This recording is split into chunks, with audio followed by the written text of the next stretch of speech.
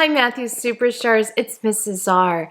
And, well, shall we just jump right into another chapter or so of The Mouse and the Motorcycle? Now, when we last left Ralph, if you remember, he was in the hamper, the laundry hamper, because he had gotten stuck.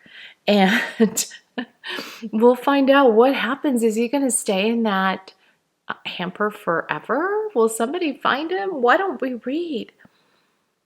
So I'm going to read like a sentence back just to kind of reset us a little bit. The maid walked a short distance to what Ralph judged to be the linen room. And there she dumped her armload of bedding before she went off to clean another room. Ralph was deep in the hamper, where no light filtered through at all. These sheets and pillowcases were on their way to the laundry, and since he had no wish to be laundered any more than he had wished to be thrown out with the trash, there was only one thing for him to do: start chewing. Ralph ripped into the pillowcase in his sharp teeth, and in no time he had made a ragged hole which he crawled through. When he tried to pull the motorcycle after him, he discovered the hole was too small. He had to stop and chew it bigger before he could pull the machine along with him. Ralph chewed through another layer of cloth and then another as he worked his way upward, each time enlarging the hole for the motorcycle. His jaws began to ache, and still another layer of cloth lay ahead. This time a damp bath towel, which would make for slow chewing. Ralph was forced to make a decision. Did he want to save his life, or did he want to be carried off to the laundry with a motorcycle? There was only one answer. He wanted to save his life. He must abandon the motorcycle. With aching jaws, Ralph chewed onward and upward, moving faster now that he was making mouse-sized holes instead of motorcycle-sized holes. The bath towel had left an unpleasant furry taste in his mouth. Gradually, light began to filter through the cloth until finally, when Ralph thought he could not force his jaws to close on one more mouthful of fiber, he emerged into daylight at the top of the hamper. "Phew!" Ralph gasped, rubbing his aching jaws and wading across the sheets to the edge of the hamper. He leaped lightly to the floor and, hugging the baseboard, scurried down the hall to room 215, where he flattened himself and squeezed under the door.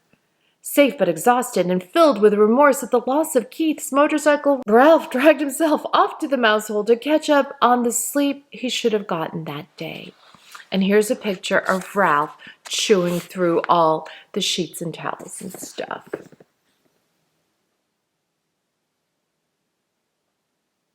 Chapter 8, A Family Reunion.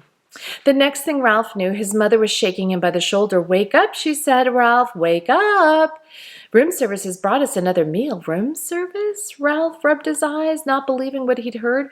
"Room service has brought our dinner?" "Yes, a real feast, a whole blueberry muffin and a chocolate chip cookie," said Ralph's mother. "Get up, we're having a family reunion." It all came back to Ralph. "Oh, room service," he said, understanding at last. "You mean the boy, Keith." "He is room service to me." Ralph's mother sounded happy and carefree. Ralph sat up. Already his aunts and uncles and many squeaky cousins were arriving by the secret paths in the space between the walls. It was a long time since anyone had had enough food for a family reunion, and there was rejoicing in the mouse nest for everyone but Ralph. He was thinking of the motorcycle he had lost and the promise he had broken. He had a dull, heavy feeling in the pit of his stomach, and he did not feel like celebrating. "Why, there's Ralph," squeaked his Aunt Sissy, who thought she was better than the rest of the family because she lived in the bridal suite where she had led her relatives to believe. Riches of rice fell to the carpet when the bride took off her hat and the groom shook out his coat. The rest of the family knew Aunt Sissy was not as grand as she pretended to be, because very few brides and grooms came to this hotel these days. "My, how you've grown!" Ralph never knew what to say when people told him he had grown. "Well, well, if it isn't Ralph," said Uncle Lester, who had a nest inside the wall of the housekeeper's office where the maids dropped donut crumbs every morning at 10 o'clock when they had their coffee. "What's this I hear about you riding up and down the halls in a motorcycle?" Uncle Lester had a way of saying the wrong things at the wrong time. "My land, a motorcycle," said old Aunt Dorothy. "Isn't that pretty dangerous?" "Wouldn't mind riding one myself if I were a few years younger," said Uncle Lester. All the little cousins came crowding on Ralph. "Show us your motorcycle," they squeaked. "We want to ride it. Come on, give us a ride on your motorcycle, Ralph. Huh, Ralph? Come on, Ralph, please." Ralph knew he was expected to be polite to all his relatives, even the squeaky little cousins. Well, embarrassed and ashamed, he looked down at the floor. "I sort of, lost the motorcycle in a pile of sheets and pillowcases." "Lost the motorcycle? Oh, Ralph," cried his mother, genuinely alarmed. Ralph knew what she was thinking. Did this mean the end of room service? Did she have to go back to pilfering crumbs for his brothers and sisters? "There's a young mouse for you," said tactless Uncle Lester. "Can't take care of anything." "If anybody asks me, I think it's a good thing he lost it," said Aunt Dorothy. "Riding a motorcycle is plain foolhardy." And here's a picture of Ralph's cousins. All the little cousins looked disappointed and sulky. "I don't think he ever had a motorcycle," said one. "I bet he just made it up," said another, and the rest agreed. Ralph felt terrible. The family reunion swirled on around him. The muffin and cookie were divided. Cousins fought over the blueberries. Uncles, usually overweight uncles, asked for second helpings. Everyone talked at once. The little cousins finished their dinner and went racing around the mouse nest. The aunts and uncles raised their voices to be heard above the racket the children made. Suddenly there came from the knothole a noise that drowned out the squeaks and squeals of young mice at play. "Shh!"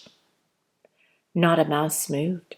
They looked at one another, too terrified to speak. "Psst! Hey, Ralph, come on out," whispered Keith at the entrance of the mouse nest.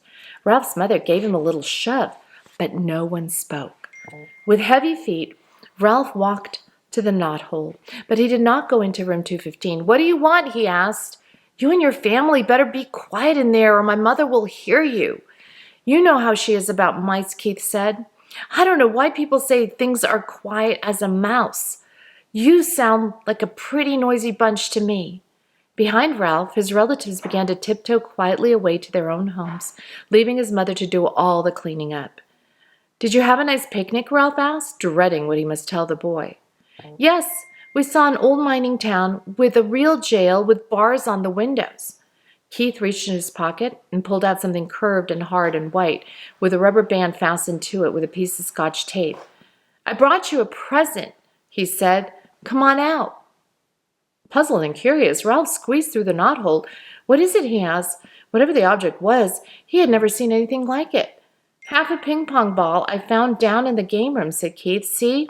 I padded the inside with thistledown and anchored the rubber band to the top with Scotch tape."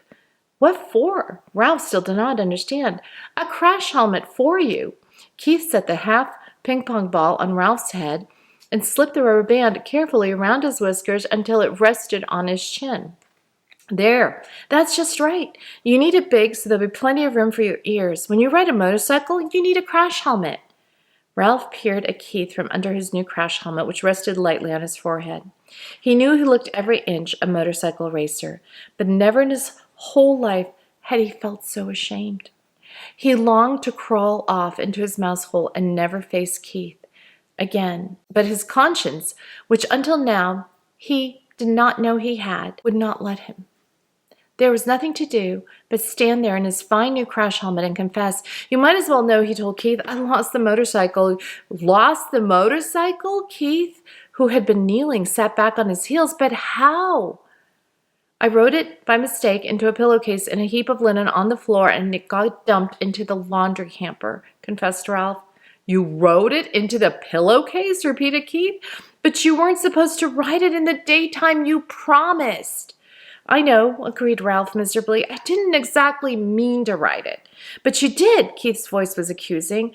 "Well, you see, the maid was vacuuming under the bed and I," began Ralph and stopped. "Oh, what's the use? I rode it and I lost it and it's probably gone to the laundry by now and I'm sorry." The boy and the mouse were silent. Both were thinking about the motorcycle with its clean lines and pair of shining chromium exhaust pipes. And here's a picture of the boy, Keith, and Ralph talking. The motorcycle was my very favorite of all my cars, said Keith. I saved my allowance and bought it myself. Ralph hung his head in his crash helmet. There was nothing more he could say. It was a terrible thing he had done. I guess I should have known you weren't old enough to be trusted with a motorcycle, said Keith. The boy could not have said anything that would hurt Ralph more. Well, you guys, the next chapter is called Ralph Takes Command, and I am going to stop there for this week. I don't know about you, but I'm feeling awfully sorry for the boy Keith because Ralph lost the motorcycle, but I also understand that these things happen, right? I wonder if they'll find the motorcycle, or maybe it's gone forever. We still have, you know, more than half, well, no, less than half the book left. So there's still more to the story. Where do you think the story is going to take us next? What do you think is going to happen? Will they find the motorcycle? I don't know. We'll have to wait till next week. And superstars, have a wonderful, safe week, and I'll see you next time. Bye.